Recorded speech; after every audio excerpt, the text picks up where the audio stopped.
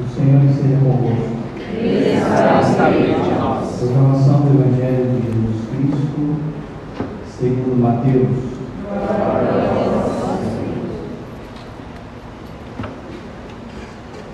Naquele tempo, o Espírito conduziu Jesus ao deserto para ser tentado pelo diabo. Jesus jejuou durante 40 dias e 40 noites, e depois disso teve fome. Então o tentador aproximou-se e disse a Jesus: Se és filho de Deus, manda que essas pedras se transformem em pães. Mas Jesus respondeu: Está escrito, não só de pão vive o homem, mas de toda palavra que sai da boca de Deus. Então o diabo levou Jesus à cidade santa, colocou-o sobre a parte mais alta do templo. Ele disse: Se és filho de Deus, lança-te daqui abaixo, porque está escrito: Deus dará ordens aos seus anjos a teu respeito, e eles te levarão nas mãos, para que não tropeces em alguma pedra. Jesus lhe respondeu: Também está escrito: Não tentarás o Senhor teu Deus. Novamente o diabo levou Jesus para um monte muito alto, mostrou-lhe todos os reinos do mundo e sua glória. Ele disse: Eu te darei tudo isso, se te ajoelhares diante de mim para me adorar. Jesus lhe disse: Vai-te embora, Satanás, porque está escrito: Adorarás o Senhor teu Deus, e somente a Ele prestará culto. Então o diabo o deixou, e os anjos se aproximaram e serviram a Jesus. Palavra da salvação. Glória a vós, Senhor.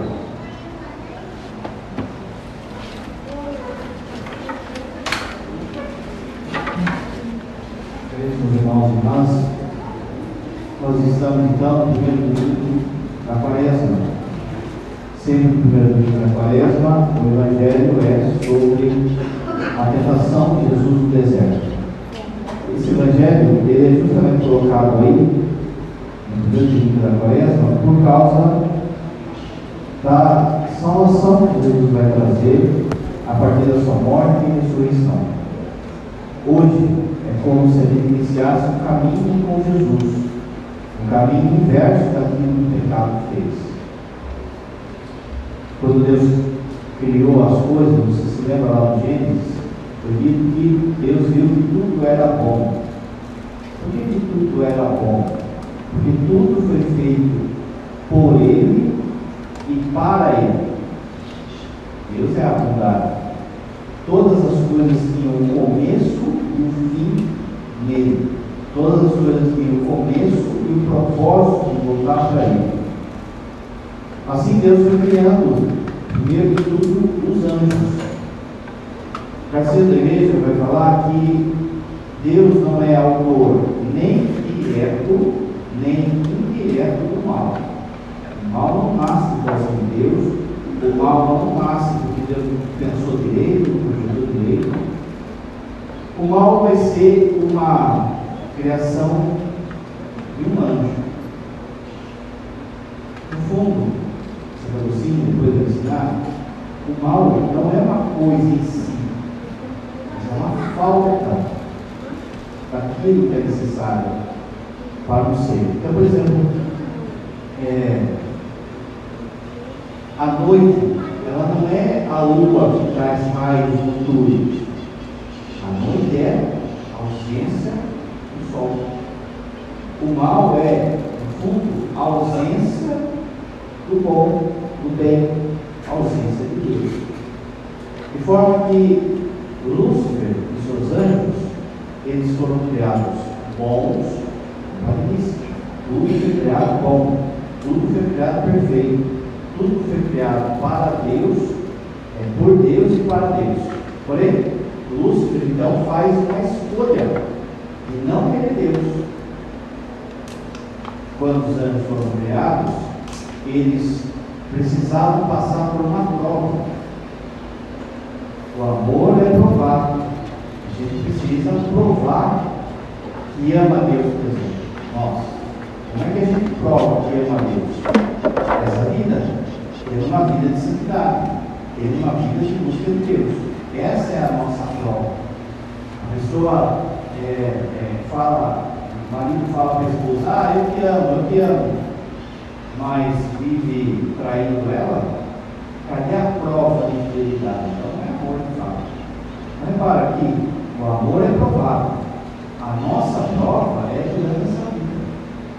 Os anjos também precisavam provar que amavam a Deus. Então, os anjos, eles não foram criados já frente a frente com Deus. Eles não foram criados já vendo Deus como Ele é. Como nós também não é? Por quê? Porque se nós, ou os anjos, víssemos a Deus tal como Ele é, a beleza que Ele é, a nossa liberdade ia declinar. Porque Deus é tão belo, que não tem como desviar o olhar dele. Não tem como não adorá-lo e amá-lo. Obrigatoriamente a pessoa se prostra diante dele. Só que se é obrigado, não é amor. Não é isso? Tem que ser um ato da sua liberdade.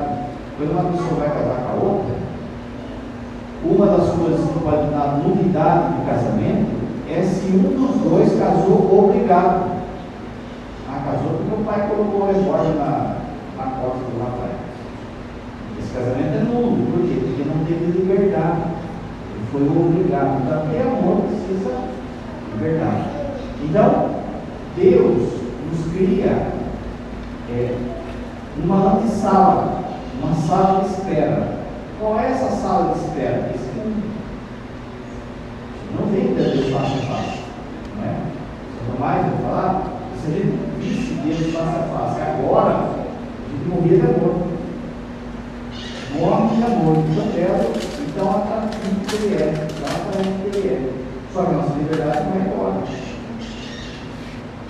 Isso explica por que as pessoas perguntam assim, por que Deus não aparece logo e se mostra para todo mundo ver? Porque daí acaba a liberdade nossa. É preciso que a gente passe nessa sala, e é essa vida, amando Ele de modo livre. E pela fé, se eu não vejo, mas eu amo, é fé. Os anjos também foram criados numa sala de espera, diferente da nossa. A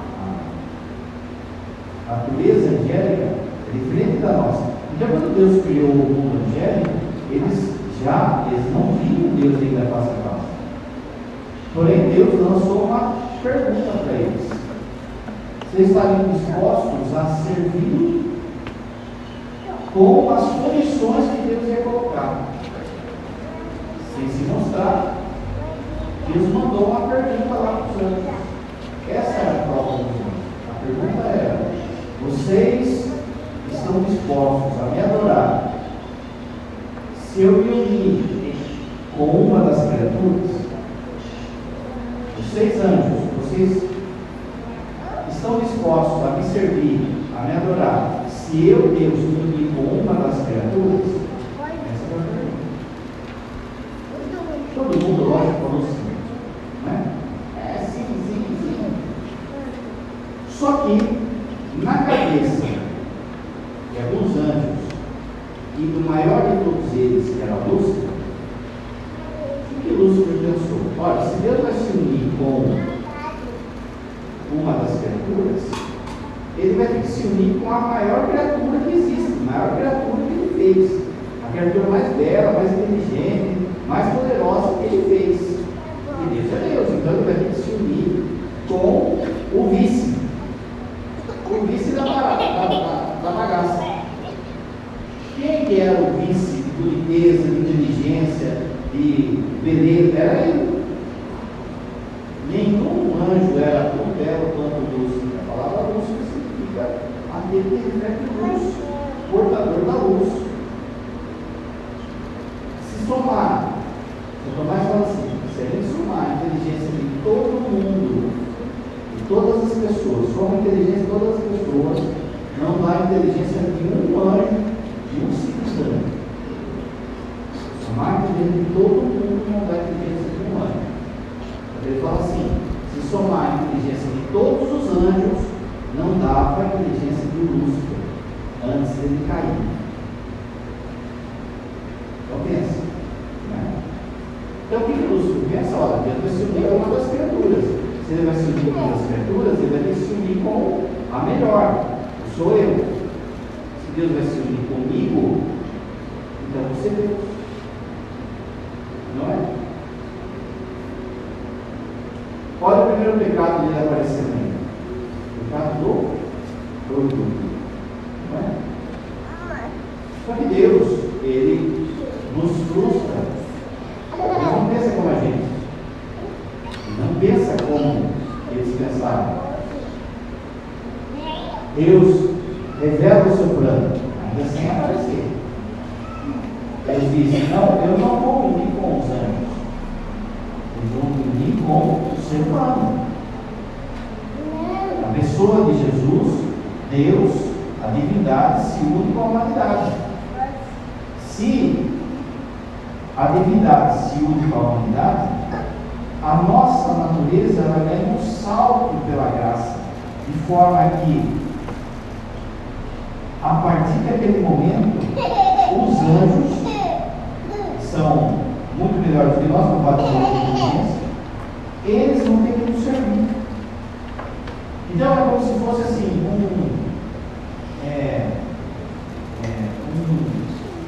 uma pessoa muito poderosa e ele fica esperando ainda um mega prêmio para ele ser o chefe do mundo. Só que esse mega prêmio não vem para ele, vem para uma pessoa da roça, mais simples que tem. Essa pessoa da roça, ela fica tão grandiosa que daí esse que era o mais poderoso vai ter que servir ele. O que Lúcio falou? Eu me rebaixar para eles? Eu não. Lúcio, então, ele disse não ao projeto de Deus. Não quero isso.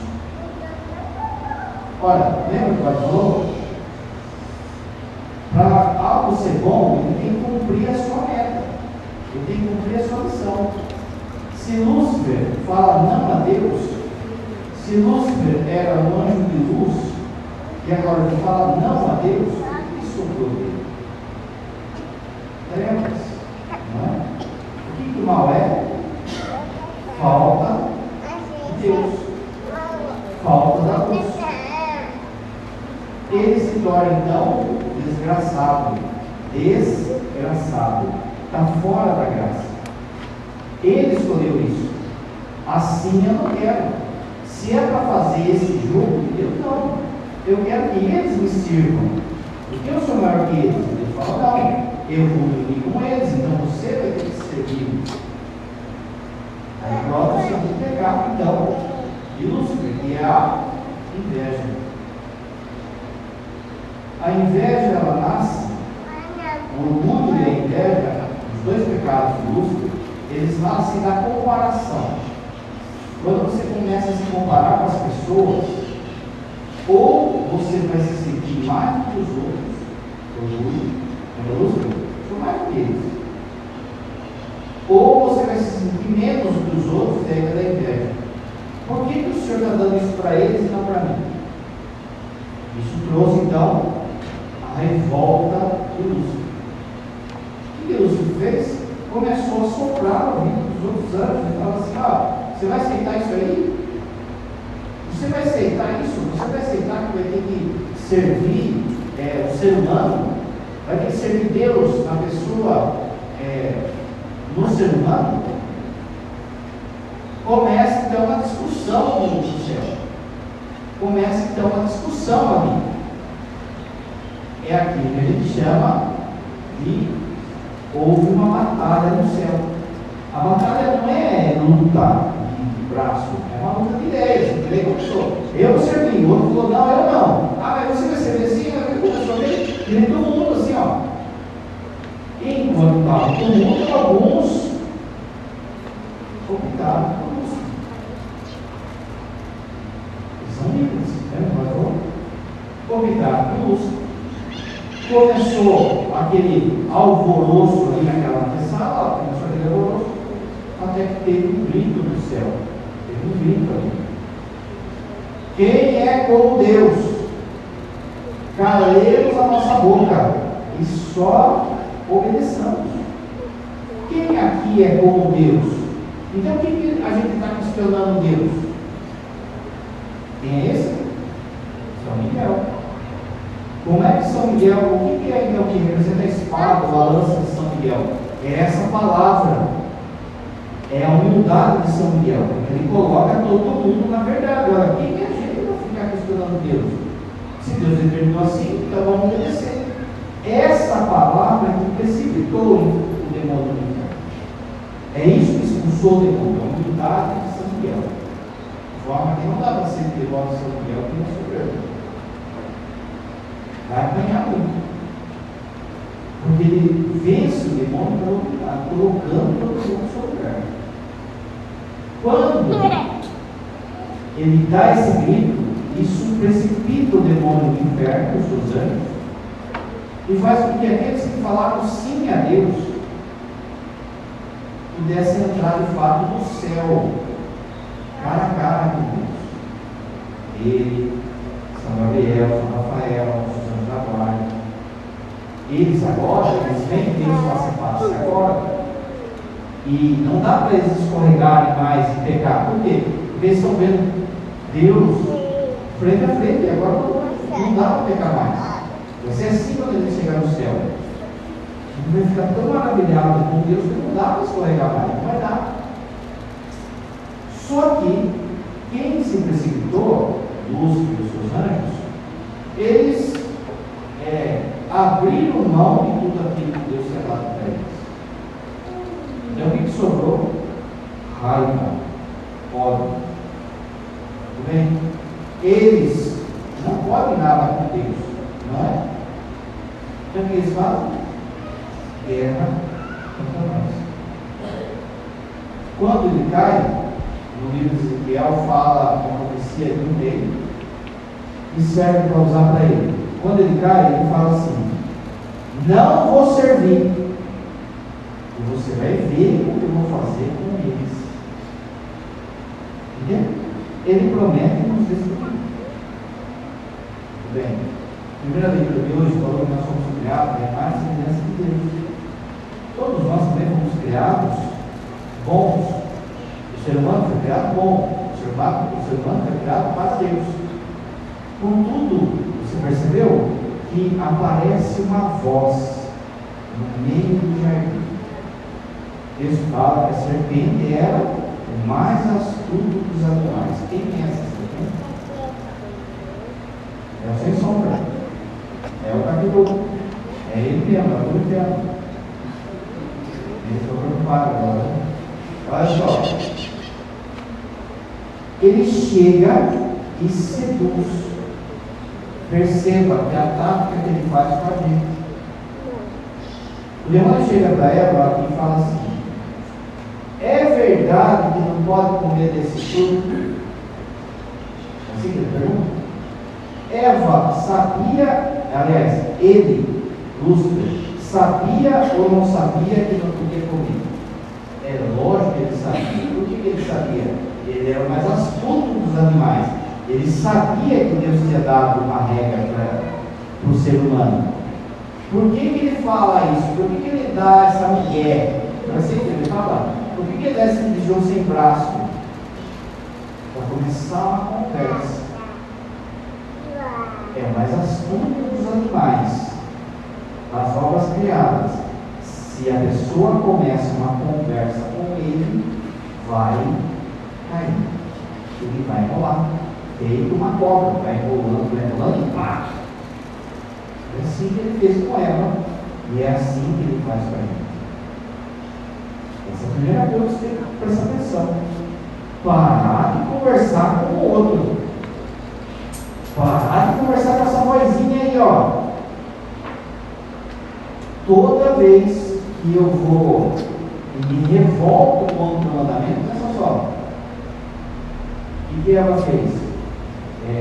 Adão e Eva disseram: não pode comer esse fruto. Havia um mandamento. A serpente veio e falou: não, não é assim, olha só, Deus está escrevendo o jogo. Eles vão e quebram o mandamento. A gente sabe os mandamentos. Deus deixou os mandamentos. Aí vem uma coisinha. Não, mas todo mundo faz. Não, mas não tem problema, só outro. Não, mas essa pessoa fez isso para mim, para você. Escutando o demônio, a gente quebra o mandamento. Cai em uma conversa que Adão e Eva têm. Segunda leitura, ela fala assim: que não bastasse a culpada que Adão e Eva fizeram, escutando o demônio. A segunda leitura começa falando assim: que o pecado deles abriu essa criação para que o mal se instaurasse. Não era projeto de Deus sofrimento, terremoto, doença, a morte. A segunda leitura foi isso. Não era projeto de Deus. Isso entrou por causa do Adão e Eva. Isso trouxe então uma queda em nós, uma queda da nossa natureza. Quando Deus nos criou, a nossa inteligência ela estava 100% ajustada. Hoje ela não está. A nossa vontade estava 100% ajustada. A nossa saúde estava 100% ajustada. Estava tudo no seu devido lugar. Quando Adão e Eva pecaram, houve uma queda do ser humano. Uma situação de queda. E trouxe o quê? A ignorância, a dor, a dependência, as doenças espirituais, as doenças físicas, a morte. Nada disso era projeto de Deus. Houve uma queda. Isso abalou não só o ser humano, mas abalou toda a natureza.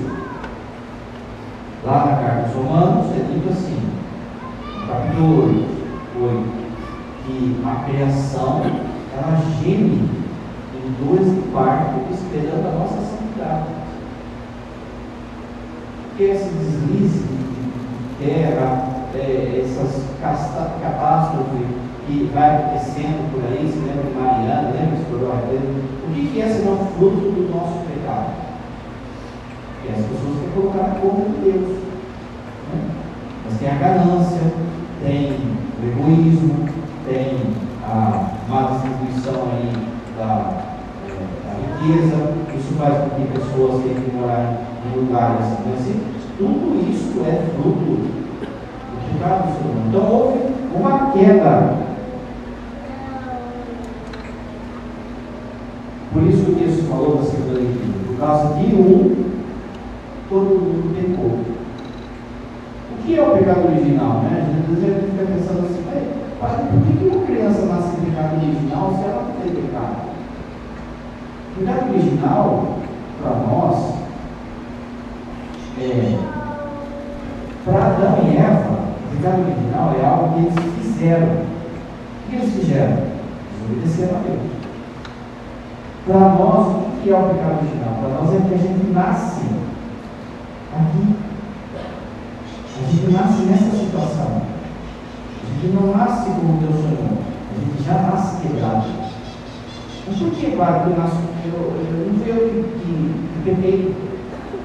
Porque eu sou parente de Adão. Porque eu sou descendente de Adão. Vai falar assim na leitura. Eu mesmo. Seu avô ganhou uma Mega Sena. Você está rico. Ele vai, apostou tudo lá no Sportbet, né? Presta atenção, e tem muita gente entrando nisso. Tem família que está terminando por causa de aposta em tudo. O vô vai lá e aposta todo o seu dinheiro lá no jogo. Ele perde. O neto não tem culpa. Aí já pobre. Ele descende dele. Não é isso? Por que a gente nasce nessa pobreza? Nasce com dor, nasce com doença, nasce com... Porque os nossos pais perderam isso. E eu sou descendente dele e eu nasço então assim. Isso é o pecado original. Repara, às vezes as pessoas falam assim, padre, minha criança é inocente. Presta atenção aqui, olha só. A criança começa a pecar com 7, 8 anos. E aí ela começa a entender o que é certo e o que é errado. Ali ela já começa a pecar, 7, 8 anos. Porém, com 3, 4 anos, até menos, ou um pouquinho mais, você já percebe, por exemplo, uma criança, traços de egoísmo, de birra, de manha, não é isso? Ela não peca ainda, porque ela não sabe o que é certo e o que é errado, mas está ali, ela já briga com o irmão por causa do brinquedo, ela já... Por que isso? Por causa que ela nasceu nessa condição de pecado, de quebra, de falta de ausência de Deus. Aí vem o Evangelho. O que Jesus fez? Jesus, ele veio na nossa sujeira. Pensa lá nesses deslizamentos de Pedro. O que Jesus faz? Ele vai no meio do barro. Ele vai lá pegar com todo mundo. Por que o texto começa falando do deserto? Porque a criação era um jardim. O pecado fez com que a criação virasse um deserto. O deserto é o lugar que o inimigo está ali, rondando, para que a pessoa se perca. Então Jesus vai ter que fazer o caminho contrário do que Adão e Eva fizeram. É por isso, então, que o texto também da segunda leitura vai falar assim: por um só o pecado, mas por um só também veio a salvação. Vamos supor então que o pecado de Adão e Eva, a rota que Deus traçou para nós era irmos até Ele. A rota que Ele traçou é só. O pecado de Adão e Eva fez com que a gente fosse para cá. O que Jesus fez? Ele veio aqui, vem aqui e traz todo mundo de volta. Aparece vai ser isso. Se eu prestar atenção na leitura, vai ser isso. É Jesus nos trazendo de volta para o Pai. Para isso é preciso escutar Ele e não o espírito do deserto, o espírito de luz. A nossa vida é isso, gente. A nossa vida é um deserto. Ele sempre fala, para deixar que a felicidade é aqui. Não dá para ser feliz aqui, do jeito que o seu coração espera. Não dá. Aqui a gente vai ver momentos de felicidade, como se fosse uma isca, para você chegar até Deus. Conforme você vai obedecendo a Jesus, você vai saindo do deserto e voltando para o jardim. Quem participou da missa da madrugada, vai lembrar que o padre meditou sobre a tentação de Jesus no jardim. Por que jardim? Por causa dessa situação que o padre falou, Adão e Eva. Então vejam, nossa vida é um deserto. A gente precisa chegar à terra prometida. Só que o deserto dá canseira, dá fome, dá desânimo, o sol é quente. Tem gente que não é tão legal, não é? Além de tudo, no deserto tem essa figura chamada capiroto, que vem nos tentar para que a gente não obedeça a Deus. Jesus, nessas 3 tentações, ele vence o espírito da tentação e mostra que a gente, com ele, é capaz de vencer a tentação. Ninguém, a partir de agora, pode falar assim: padre, fui tentado mais do que as minhas forças. Ninguém pode falar isso. Todos nós seremos tentados. A tentação, ela nos forja, ela nos prova, ela nos purifica. Então Deus permite que a gente seja tentado. Todo mundo foi tentado. Jesus foi tentado, Nossa Senhora foi tentada, os santos foram tentados. A diferença é cair na tentação. Você lembra? No Pai Nosso, a gente diz assim: não nos deixes cair na tentação. Não é não nos deixes ser tentado. Tentado é crescer. Então vai ter essa vozinha aí, ó, falando para você. Essas três tentações que a gente passou. De ter as coisas, de colocar a confiança nas coisas. A questão do pão, ali é a questão da confiança. Uma confiança nas coisas. De ter as coisas. De confiar nas coisas. A tentação ela vem de modo rasteiro, e se você não estiver preparado, ela vai chegar e vai falar as palavras que te convencem. Mas veja só, transforma esses pães, essas pedras em pães. Parece uma coisa boa. Sempre assim. A tentação é sempre parte de algo que é bom.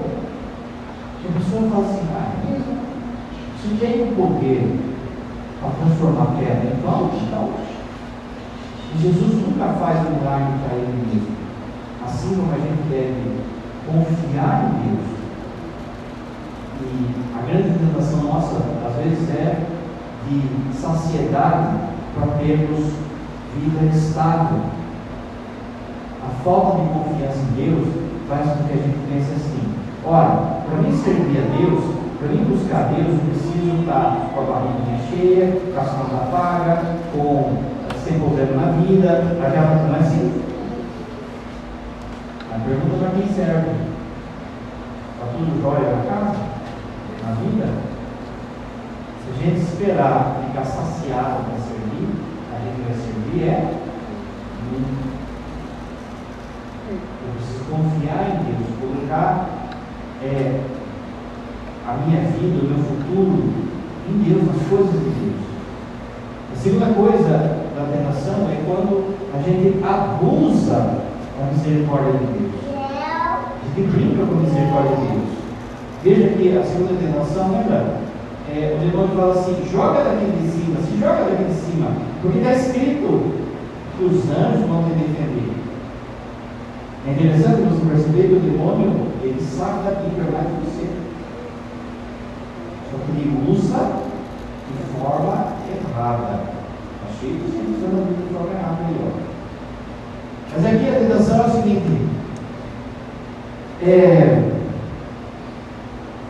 se joga daqui que Deus vai ter misericórdia de você.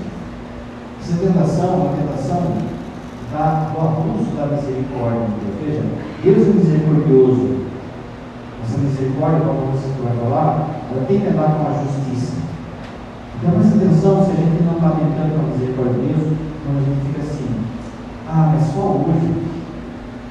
Mas todo mundo faz. Mas Deus é bom, né? Então, hoje em dia tem gente pregando que inferno tem. Tem demônio existe, tem gente pregando por aí, não sei o que faz com os textos de hoje. Tem os processos lá que Jesus enfrenta, que tem aquela legião lá que vai para os porcos, enfim. Essas coisas vão entrando e a gente vai banalizando a misericórdia de Deus e a gente não busca uma ligação de fato. Então preste atenção para a gente não brincar com a misericórdia de Deus. Uma pessoa vai brincar com a misericórdia de Deus também quando ela usa a confissão como pedágio. Ela não muda de vida.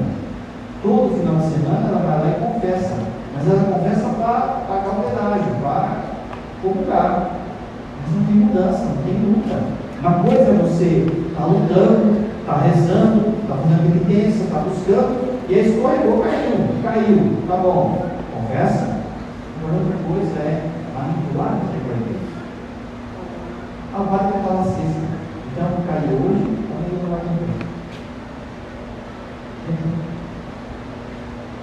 Manipular a misericórdia de Deus também é usar, a pessoa pode usar, às vezes, texto bíblico para justificar isso. E a terceira tentação é essa tentação do poder. Seja o poder dentro de casa, a família, eu que mando, eu que sei, ou seja, o poder aí no mundo. É interessante que Jesus, ele vai até o topo da montanha, o demônio, o texto fala, né? O demônio apresenta para ele todos os reinos da terra.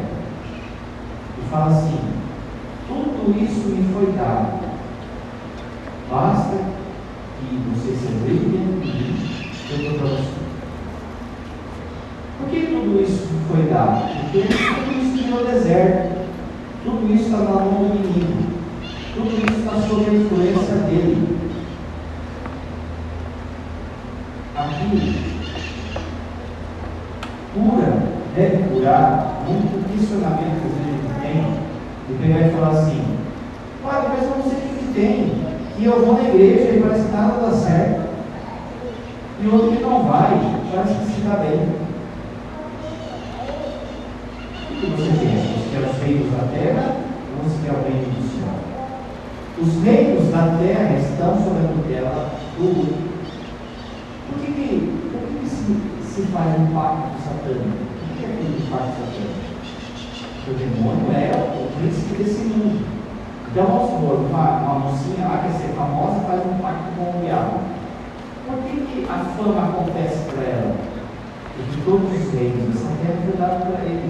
Ele tem jeito de facilitar as coisas. Ele facilita as coisas. Então, ele vai lá e coloca uma pessoa com outra, coloca outra, daqui a pouco aquela pessoa famosa está aí, milionária, com o preço da própria alma. E por que às vezes a sua coisa impacta? Porque você é filho dele, você é filho de Deus. E aí o demônio vai ficar com raiva de você, então ele vai ficar. Essa é a guerra que acorde. Quando, presta atenção, quando o demônio não consegue nos vencer batendo de frente, tem uma fé boa, você não esmorece, você tem uma fé firme, o que ele vai fazer para estabilizar você? Ele vai fazer bagunça em volta. Quando ele não bate de frente, ele vai bagunça em volta. E ele vem, o que vem em volta? Vem perseguição, vem enfermidade, desemprego, alguma coisa em volta para estabilizar. É tentação. Tudo isso você precisa ter maturidade diante desse deserto que a gente está vivendo. Então, entre aspas, natural que o demônio tenha raiva da gente e queira descontar. Ele não consegue descontar conforme ele quer, porque ele não deixa. Agora, ele vem e desconta, às vezes, tentando a pessoa com um pecado. Para outro, fazendo bagunça em volta. Acorda. É isso que a gente está rolando. Agora pensa assim: você está no deserto, está rolando toda essa vida errada, está rolando todo esse negócio aí com o demônio tentando, querendo destruir você, com raiva de você, e ele não reza. E aí eu não vou na missa. Não comungo. Aí eu não faço penitência. Não é loucura? Vai apanhar. Ele cachorro velho, vai apanhar. Pode ser protegido. É assim, loucura a gente achar que dá para enfrentar esse deserto se a gente não tiver com Jesus de verdade. E aí então o quê? Oração, jejum e caridade, as práticas da floresta. Entenda que você está numa guerra. Essa guerra, ela é no deserto. Onde esse deserto é esse mundão aqui. Você tem um lugar para restabelecer suas forças. Esse lugar se chama igreja. Você vem, se fortalece, vai para a luta de novo. Vai para a luta de novo. Até o dia que Jesus chamar você e você poder falar: eu poder, eu te amo. Jesus vai falar: Para de mãe, sabe? Para assim de achar que, porque isso aí eu sofro, porque isso, porque aquele outro. Meu, é deserto. Se você está seguindo a Jesus, não é? Você é definido por aqueles que perseguem. E se é o demônio que persegue, você não está tudo certo. Não é assim que a turma fala, que às vezes, conforme quem está falando mal de você, acaba sendo elogio. Não é? Conforme quem está falando mal de você, é um elogio, porque a pessoa. Quem é que fala mais mal de você? Quem é que não gosta de você? O diabo.